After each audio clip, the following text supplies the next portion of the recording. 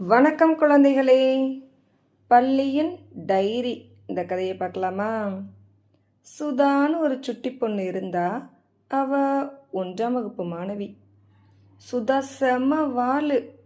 ஆனா பள்ளின்னா பயம். பள்ளி கண்ணில் பட்டா அவ்வளவுதான், ஆன்னு ஒரே கத்தல் தான். சுதா கத்துற சத்தம் 10 ஊருக்கு கேட்கும். சொயின்னு இருக்கும்.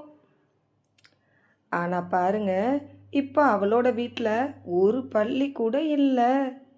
அவளோட வீடு மட்டும் இல்லை, பக்கத்து வீடு, ஏன் பக்கத்து தெருவில் கூட பள்ளி இல்லைங்க.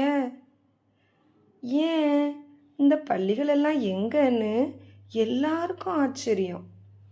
இப்பெல்லாம் சுதாவும் கத்துறதில்ல. அப்படி என்னதான் நடந்திருக்கும்? ஒரே குழப்பமா இருக்கே. அதோ அங்க பாருங்க, அது என்ன? அட, ஒரு குட்டி டைரி. இது ஒரு பள்ளியோட டைரி. இதுல என்ன எழுதியிருக்குன்னு படிக்கலாமா?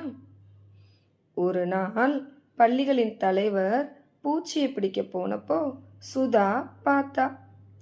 ஆன்னு சுதா கத்துனா.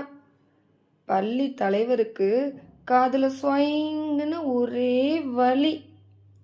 மறுநாள் தலைவர் மற்ற பள்ளிகள் எல்லாம் அழைத்து, சுதா கத்துவதை கேட்க முடியல, 4 பள்ளிகளுக்கு காது போயிடுச்சு, 7 பள்ளிகளுக்கு பயத்துல வாலு போயிடுச்சு, இதை உடனடியா தடுக்கணும்னா அதுக்கு ஒரே வழிதான் இருக்கு. நாம இந்த வீட்டை விட்டு போறது தான் அந்த வழி அப்படின்னு சொன்னாங்க.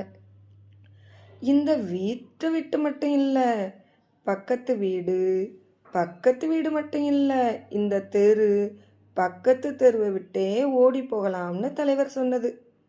தலைவர் சொன்னபடி எல்லா பள்ளிகளும் இடத்த காலி செஞ்சிட்டாங்க. சுதாவுக்கு மட்டும் இந்த விஷயம் தெரிய வேண்டாம். ஓகேவா ஃப்ரெண்ட்ஸ்?